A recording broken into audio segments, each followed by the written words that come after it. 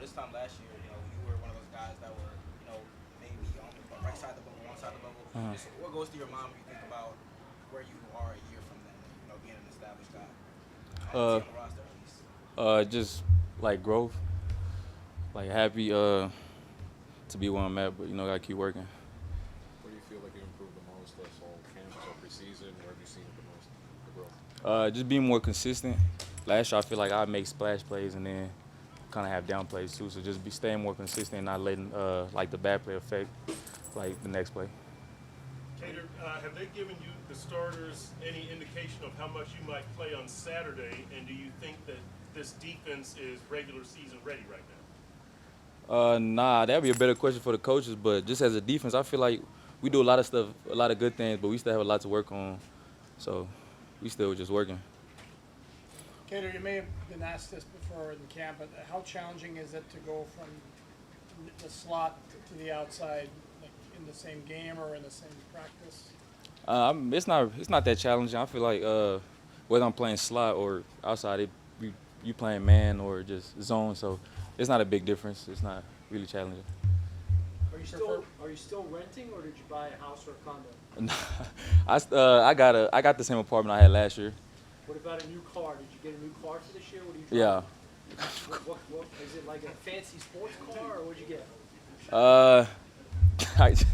Is it fancy? Nah, it's not fancy. Is it fast? Nah, it's not fast. Is it a truck or a sports car? Nah, two. All right. What's your license plate number? You guys are DMV, man. Kader, how much have you talked to Jalen since he got hurt? Raymond does, and how's he been? Jalen's, his mentality is like different.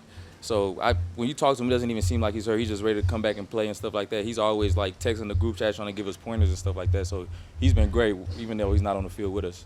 How much are you embracing that challenge, for the time that he is going to be out, just, taking the role? I was going to do that anyways, so it's just the same mindset I had going into camp, and nothing really changed. Kader, last game, Devon A-Chain got slammed down once, and another time a 300-pound defensive lineman fell on him. Yeah.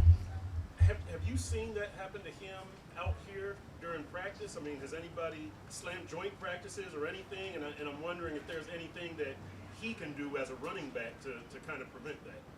I never played running back. I really don't know what he could do. But we don't really tackle at practice, so I can't really tell. But I really didn't even see the play, so I can't really give you too much info on that. But you didn't see that. You didn't notice that in joint practice. I know you don't watch the offense. Nah. Yeah. But he's a great player though. He's gonna be back.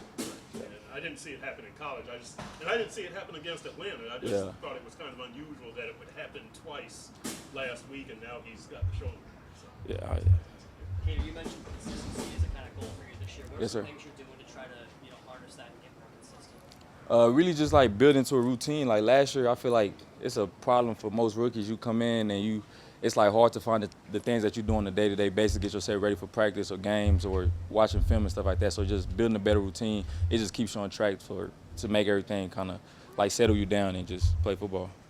Kader, some of your teammates have been really, really complimentary of you Mm-hmm. in your play the last year or so.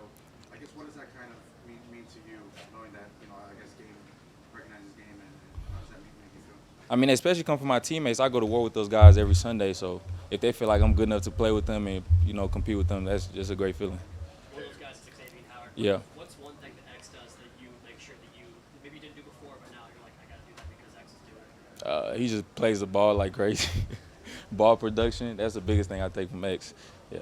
And he's just like playing corner, I feel like you have to have like a short-term memory. And he got that down to a pack. Like he's real good at not letting anything like getting too high, getting too low.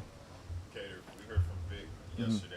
He said something interesting that in the meeting room, that's when you study. On the field is the exam, and he likes to leave you guys alone and let you play. Have you noticed that kind of like hands-off approach from him when you're actually on the field? Yeah, most definitely. I feel like on the field, I don't really even hear him like talk for real. The only time I hear him talk is when we're going to the team meeting room. I mean, defensive meeting room. He's always just the one leading the meetings, and he coaches every position on every single play. So yeah, whatever he said yesterday is true. He coaches every position on every single play. Every single play. We're watching film. Like he talks about the D-line, switches the view, then talks about the linebackers, and then talks about the DBs.